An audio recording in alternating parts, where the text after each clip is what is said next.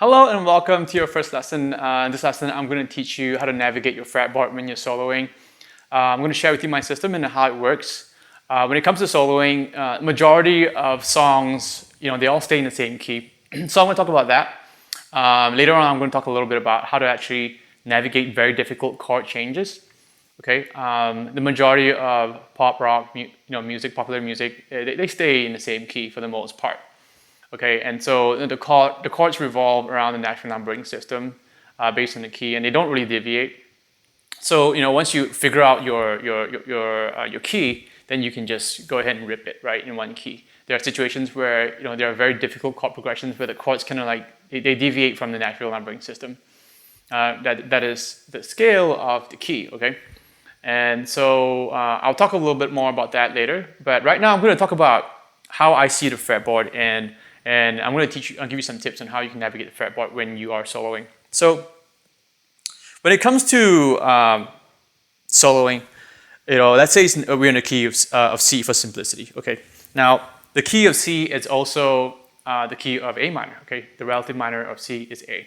So you can think of it root at C, okay, or root A. Okay, so you can. I like thinking of it. Root A, okay, A minor pentatonic. I like to see it because the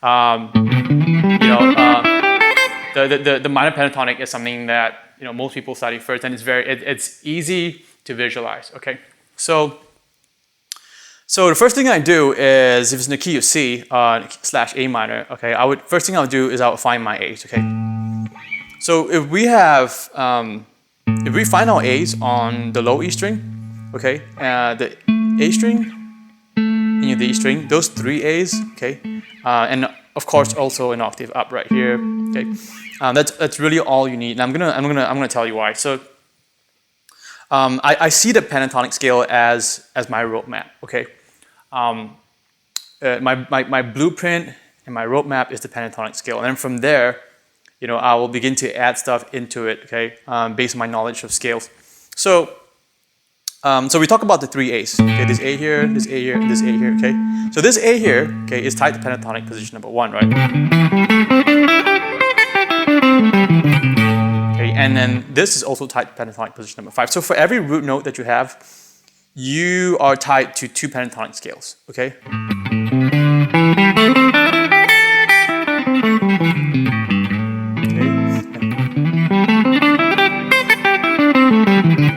So you have 5 and 1, okay? And if you play an octave here of that A, then you have position number 2.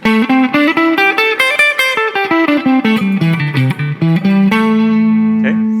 And this A here is tied to pentatonic position number 3, number 4. I hope you're getting this because this is how I'm building this roadmap. So this A here will give me pentatonic position number 3.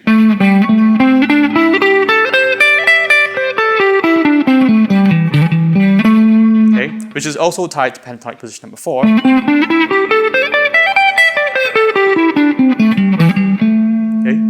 And pentatonic position number 5 and 1 is kind of like a repeat of what we have up here. This is A here, right? Okay, so we go 5 and 1. Okay, so that's our pentatonic roadmap. Okay, so I see that, I see the root notes, and this is how I can never, I will never get lost soloing.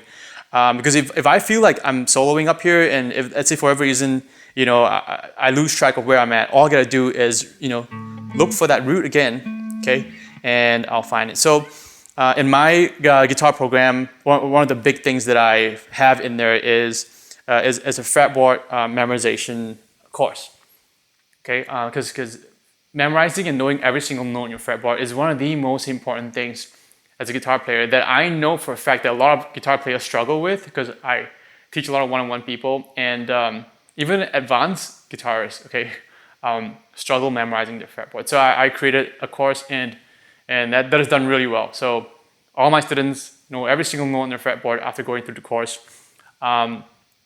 So yeah, make sure you study your fretboard, make sure you know every note on your fretboard, because if you don't know your notes, okay, it's going to be very hard for you to find positions on your fretboard, okay? So when I say A, you should be able to do this, okay? A, and then you should be able to to see all your A's. And if I say G, you should be able to see. Okay, you should be able to see all your G's. Okay, that is really crucial for soloing and also for chord playing. So once I have my pentatonic blueprint, okay, I found my A's, I know my pentatonic scales that are tied to those root notes. All I need is 3, like I talked about. Okay, and then from there, with the pentatonic scale, there are 2 more scales that are they're very crucial. Okay, one is blues, and the other one is called a diatonic scale, which is also known as the major/minor scale, depending on when you start. So if we talk about the first scale, right, pentatonic. Okay, now the blues is basically just a flat fifth. So you go like this. You add the flat fifth in there.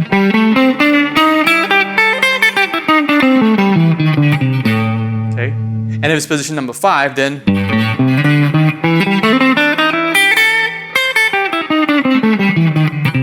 and you keep going all over the fret. So make sure you know your blues scale. So once you have your pentatonic scale, you add 1 note, and now you have your blues scale. Okay, now if you add 2 notes, okay, you'll get your major scale. Okay, so major/minor scale, right, depending on where you start. So if you're starting to C,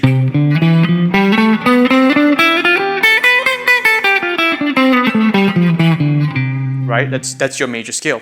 Okay, but since we are playing our minor pentatonic, we're seeing it from an A minor perspective. So you'll be seeing it as your A minor scale. So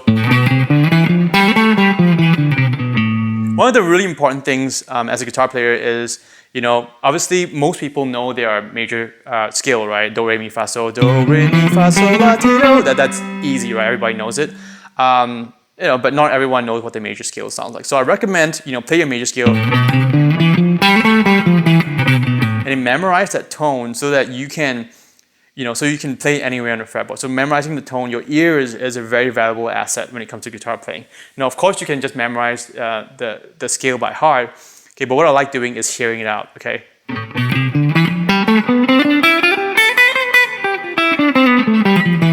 Because that way I know I'm not gonna mess up. Because, you know, if you try to memorize scales based on just notes, right? Sometimes, you know, you memorize it wrongly and you're actually playing the wrong note.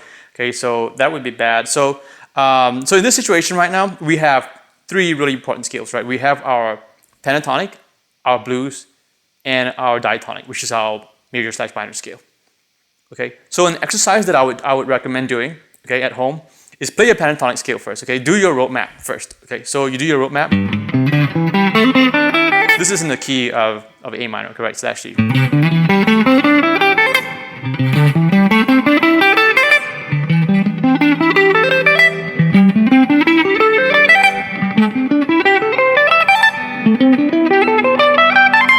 Okay, that's your first rote map. That's your pentatonic rote map. Okay, next you play your blues scale, right?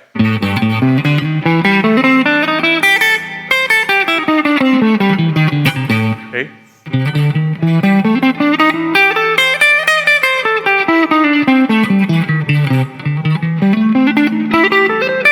Etc. Okay, so you have your once your pentatonic positions are locked in, you practice your blues scale and also practice your major/minor scale. Okay, so let's say always start from your root note. Okay, it makes it easier, like I said. So if I play my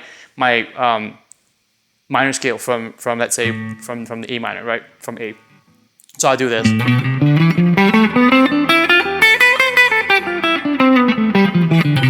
Okay, and I'm going to start from this A again, but I'm going to go on position number 5. So.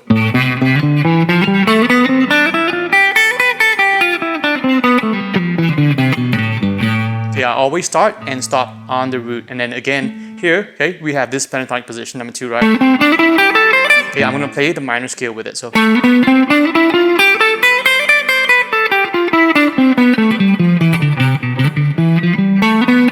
Okay, I'll always end on that root, okay? And same thing for position number 3. Okay, and so I'll play the minor scale.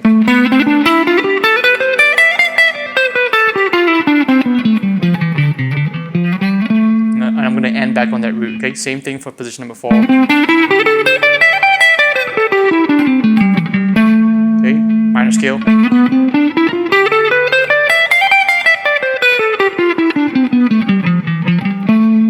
So I hope this makes sense, okay? You really are repeating the same thing, but just with all the positions. Okay, so once you have your three most important scales, okay? What I call fundamental scales, okay?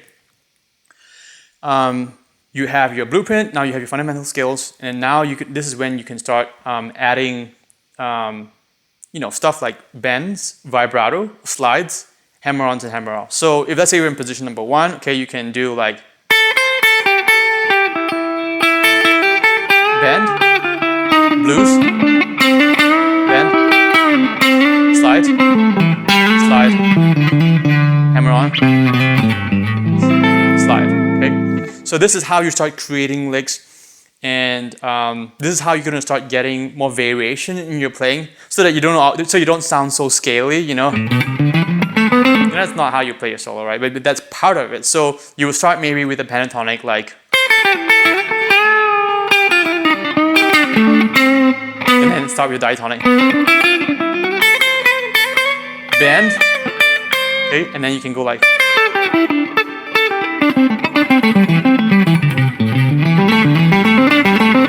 Is play pentatonic patterns, okay, which is stuff that I teach in my guitar program, okay, pentatonic advanced patterns. And then you can bend, slide, and you can jump to position number 4, blues, great, position number 3. You see how I'm moving around? So from 3, I'm going to 2.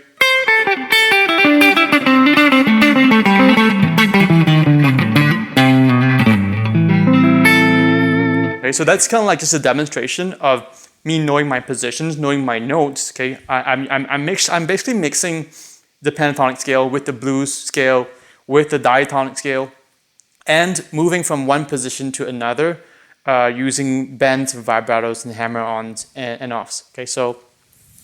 I really hope that this short workshop lesson has given you some insight and help. So I really hope that you can practice some of this at home and give it a shot. Find your blueprint, okay, and then start adding your blues note in there. Start adding your major/minor scale into it, also called the diatonic, okay, and then start experimenting with bends. And then so you turn that back in track on. You start playing in different positions. I'm pretty sure that you're going to have lots of fun with it. So in the next lesson, I'm going to talk about how to access chords all over your fretboard.